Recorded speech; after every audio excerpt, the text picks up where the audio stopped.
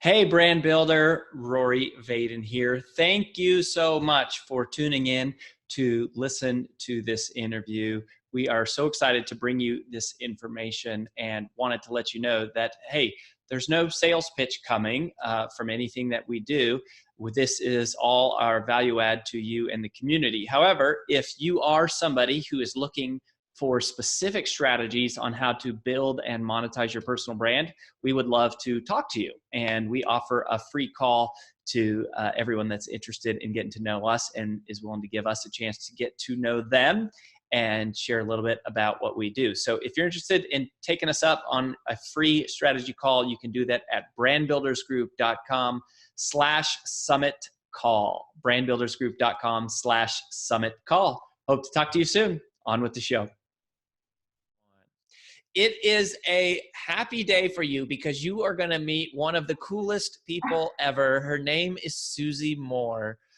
We met Susie at an event we were at with Michael Hyatt, who of course is a good friend of ours. And Susie's one of these people that the more we've gotten to know about her, the more that we have fallen in love. And AJ and I know her and her husband Heath pretty well. We've gotten to meet him face to face a couple times. And she is somebody who used to be a sales director in Silicon Valley, and she left that to become a life coach and an advice columnist. But one of her real expertise is understanding media. All right. So she helps people develop confidence and, does a lot of coaching around that. But tactically, she knows a ton about the media. She's been on the Today Show herself. She's been on Oprah. She's been in all the big outlets. She's been in media over 300 times. I think if I saw that right, it's outlets. Yeah. 300 different outlets. There you go. And she's just a master at it. So she's the author. She's an author. Her first book was called What If It Does Work Out? And she lives in Miami with Heath, and they're just awesome. So I felt like you had to meet Susie to talk a little bit about media and PR. So Susie, welcome to the show, my friend. Rory, I just love you and AJ, and I'm so honored to be here. Thank you so much for having me.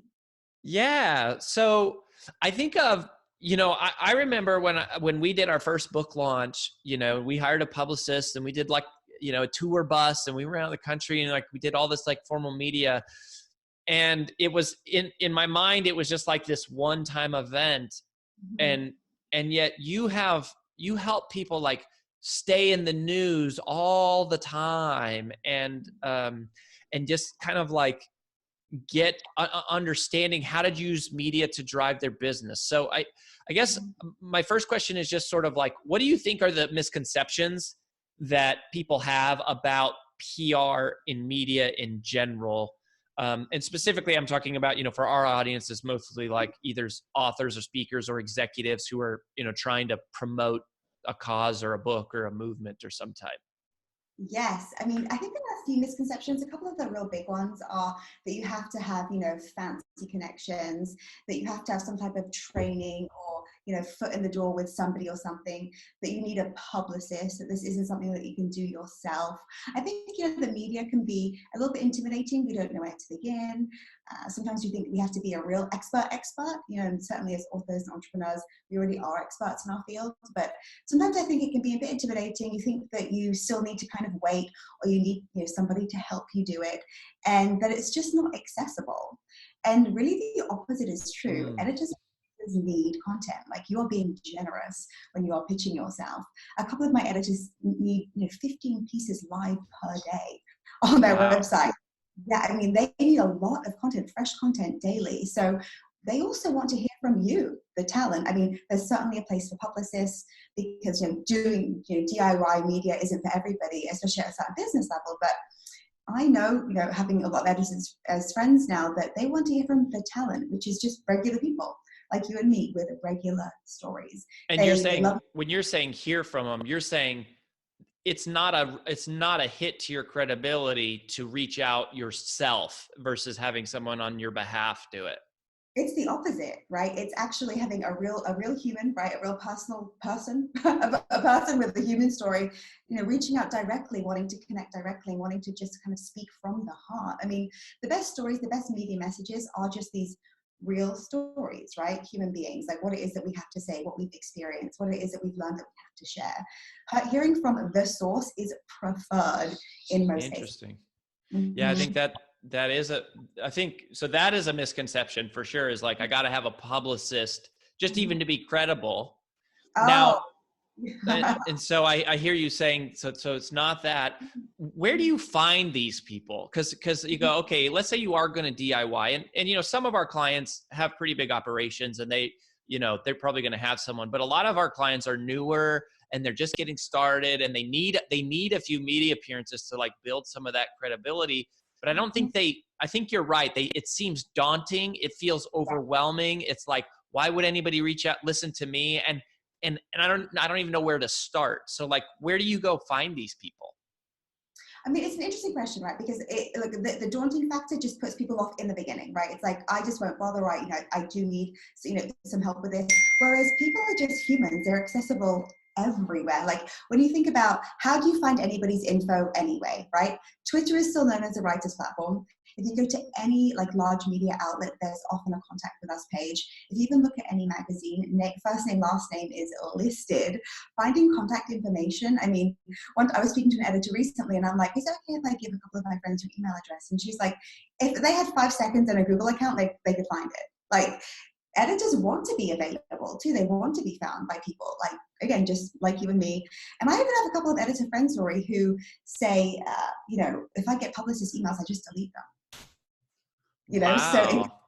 against you in some cases, because if somebody's, you know, found your information and they've crafted a pitch that's relevant and suitable, then you've really gone up in an editor's estimation immediately. They already, you know, can see you as a really promising source. So finding information, I mean, I use a couple of different email sites for specific, you know, if it's Condé Nast or Hearst, for example, or NBC if you're looking to pitch television. But I mean, the information's everywhere. It just takes, you know, 5 minutes of homework to save, you know, hours of hustle. So you're basically, but the editor is who you're going for. Is that who you're looking for? Yes, the editors or producers. Yeah, depending on, all the podcast booker. And often it's just reaching out to a host directly on Instagram. It can be as simple as this. We're all just human beings. We love stories. It really, you know, it's what makes the world go around. And people want to receive pitches. They need content. And if you have something relevant for their audience, then you're being of service to them. I love it. Okay. So number one, don't necessarily need a publicist. Number two, you can find the people, they want to be found. Number Yes. three, So you're just saying like ways. yeah. So then the third thing I think is that they need you probably more than you need them. Mm-hmm. So those are big things. So now let's talk about the pitch itself. All right. So, you know, when you say pitch, that's like an email or a DM or something, right? Is typically, that's going to be how it happens. Yes. What do I need to know to like get their interest, make it worth their time, you know, reach out? Like, how does their mind work? And what do I need to know about how their mind works so that I can craft what I'm trying to say in a way that they go, sure, done. Let's have you. Yes, it's a great question. So a pitch essentially is you in an email in no more than 3 paragraphs saying why you're a perfect fit for this editor at this time. And they're looking for just a couple of very simple things. They're looking for relevance, right? So if you're a travel website, no one wants to know about your newborn baby unless it's about traveling with a newborn baby, right? So it's surprising how few people do the research on specifically what type of content editors want. And all you have to do, again, it's 5 minutes of like going to travelandleisure.com, going to marieclaire.com, going to Esquire, going to, you know, whatever website it is, and just seeing what type of content is being created. So you want to be relevant and a natural good fit for their audience, what it is that you have to say. And then also just being succinct in how it is you present your information. So a lot of mistakes I see, probably the most common mistake is a lot of rambling and a lot of listing why you, like, I am this and I've authored this many books and I've, you know, been here and there. And, you know, it's great to include a couple of clips, like, but your bio is like 1 sentence saying why you, right? So who cares, who cares and why you? So I'm Rory and I do this for a living. And then you state your pitch very simply, what your idea is, and then a couple of sentences about what you'll say in your article. So this is for a guest post specifically, or even for a segment, what it is exactly that you're going to say about that topic. And then just having, a scarce, ideally you can also peg it to something happening in the media. So thinking about anything that's in the news today. Okay. So hold on that part. Cause that's, I want to come back and hit that. But so you're saying too much rambling. So it's just like unclear, like what the heck are you, what is the idea that you're trying to present? And too much of like the me monster, like here's my 15-page bio. Exactly. Yes. And what all they really care about is what is the value you're going to provide to their audience? Like, what are you actually going to say? What is the segment and how is that useful to their audience? Yes. One of my friends says, who cares? So what, why you? Right. And it's as simple as that. Who cares? So what, why you?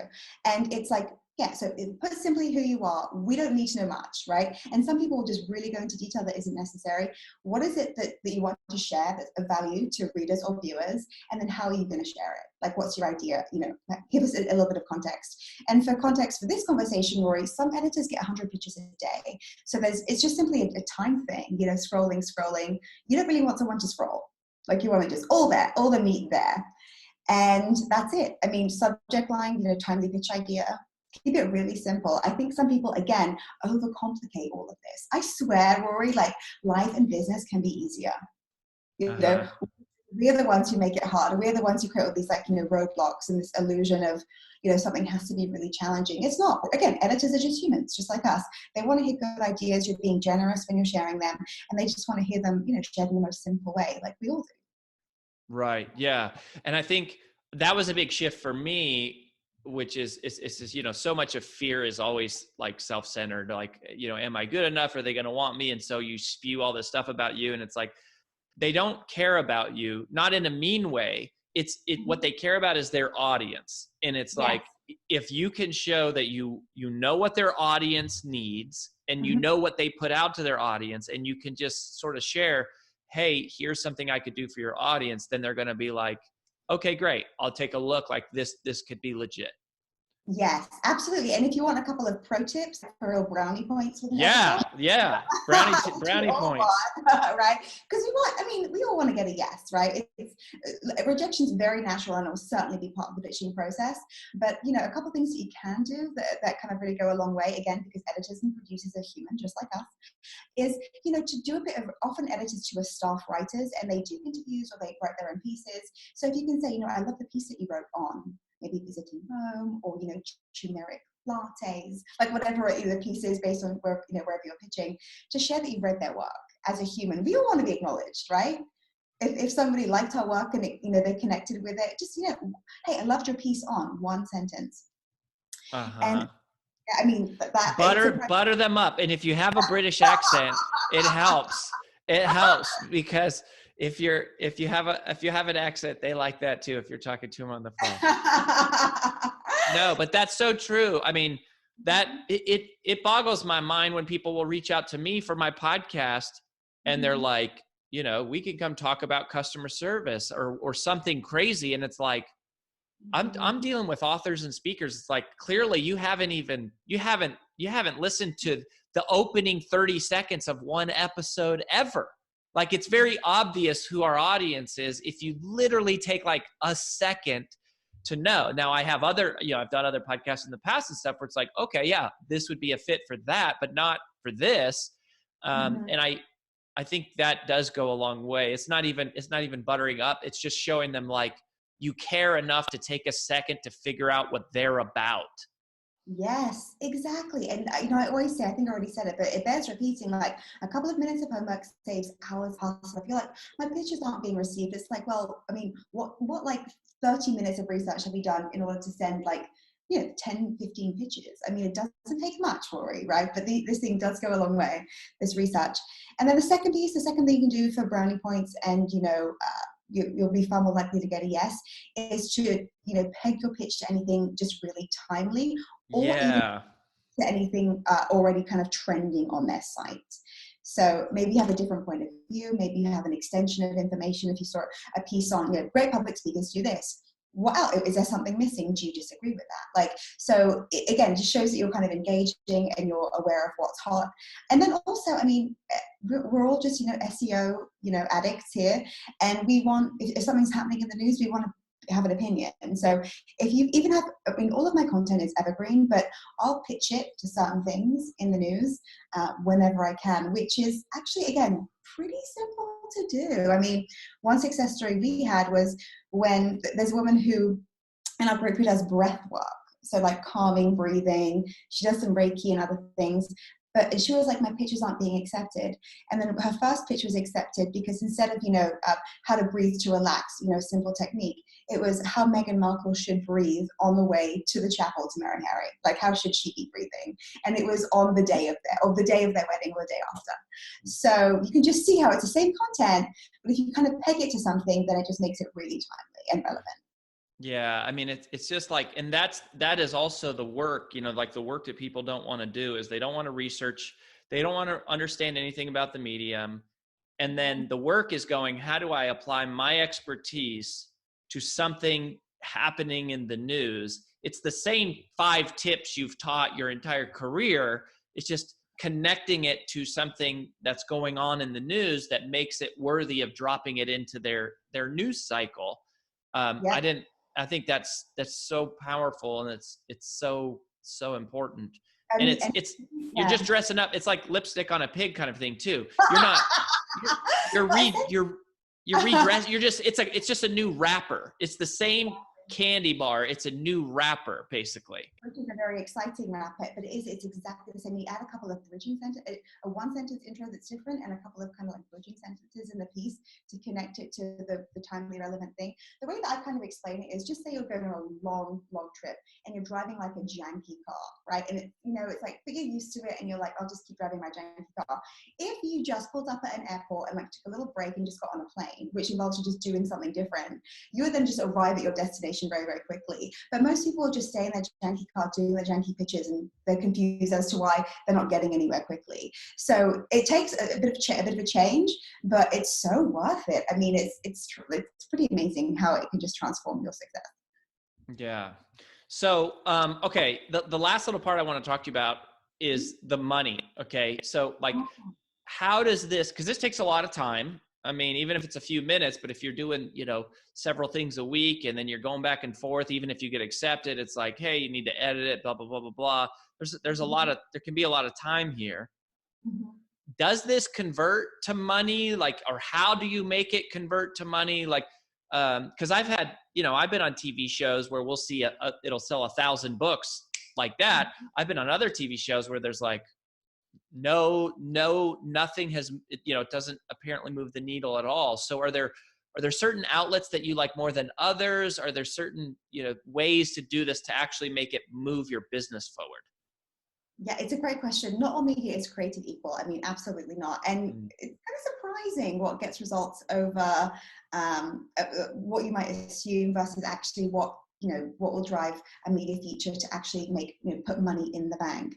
And this is why I love guest posting specifically as a tool, because it's the most frictionless way for a reader or viewer to then purchase, right? To have, if you have a piece of content, put simply, that, and I can share a framework for writing a great guest post too, but if you have a piece of content where you give your advice, right, you share your tips, for example, or you share a personal story, you then have what's called a shirt tail at the bottom of that article, which is a 2-sentence bio, again, really simple, with a link where someone can learn more.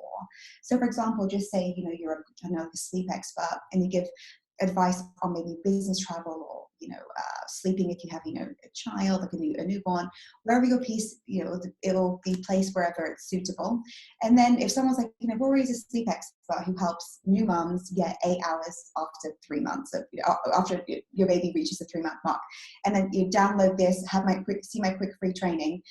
It's amazing when you consider how many eyeballs will receive that piece. Say it's on Family Circle, right, or parents.com.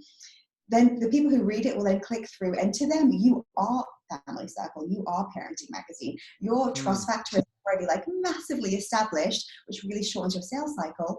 And then you already go directly to a landing page or even to a purchase page. So that is, I mean, really the magic of course, and then you get all the other cred, right? So media, of course, is a huge credibility marker. That's why I started doing it as a, when I was side hustling as a life coach, because I wanted people to discover me and to find me, and I wanted to get the cred, the media cred.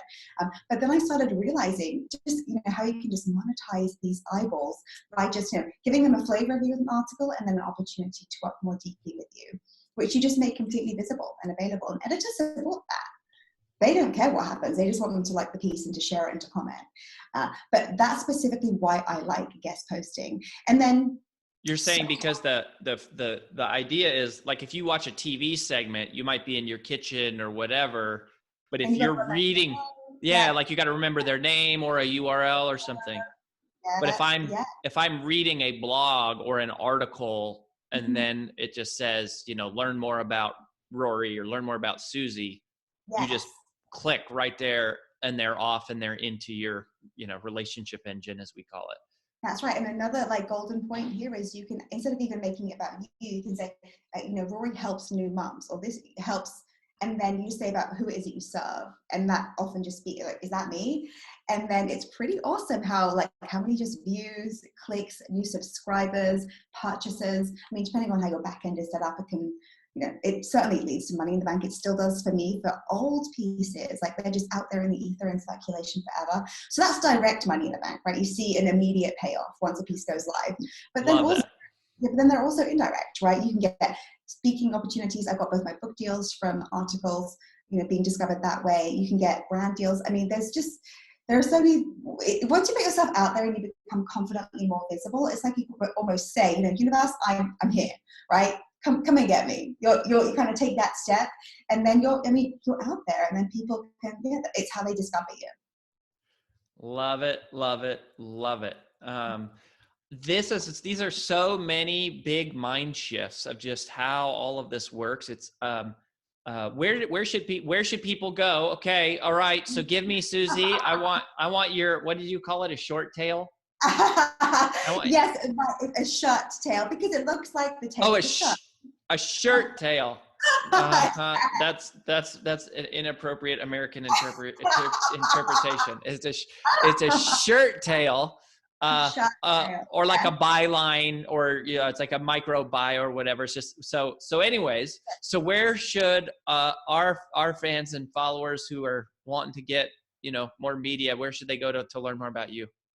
I have a free training where I kind of break this down and share specific hacks for writing a really great guest post specifically too, at getrockstarpr.com.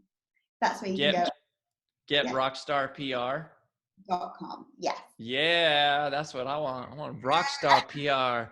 I don't want no like cover tunes in the back of a dive bar PR. I want like arena rockstar PR. And that training is called Overnight Rockstar because one thing that I love about media too, Rory, is unlike, look, building businesses takes time, right? Building brands take time, but you can have a quick win with media. It's something that you can turn around with even a week or less. So I think we can allow our lives to be a little easier and allow some wins in. Like have some of the fun with this. Don't let other people be getting all the media. Like get your slice. I love that. I love that concept of allow some wins in. Maybe that'll be your next book. I think that's such a cool thing of just like, life doesn't have to be so hard. Like let things come to you, keep it simple, be clear. And I love that. And I think you're so encouraging, and you guys are so delightful and wonderful. And also I think you've really helped us feel empowered that this is doable. They need you more than you need them. And so let's just allow some wins. Yeah, and if I could just add one more thing, because I think that it's kind of important, because we all have our moments, right, where we think, gosh, am I ready? Or is this going to be, will they accept me? I have no qualifications for it. I have a high school education. And so have this kind of expert status, which again, you claim, because power can never be given to you. You have to go and get it. Just claim what's yours. I've done this with like zero kind of formal qualifications. So wherever you're at, you're ready. Whatever you have, it's enough. I love it. I love it. All right, Susie Moore, ladies and gentlemen, getrockstarpr.com. Thanks for your tips, Susie. We wish you the best, and we'll talk again soon. Thank you so much, Rory.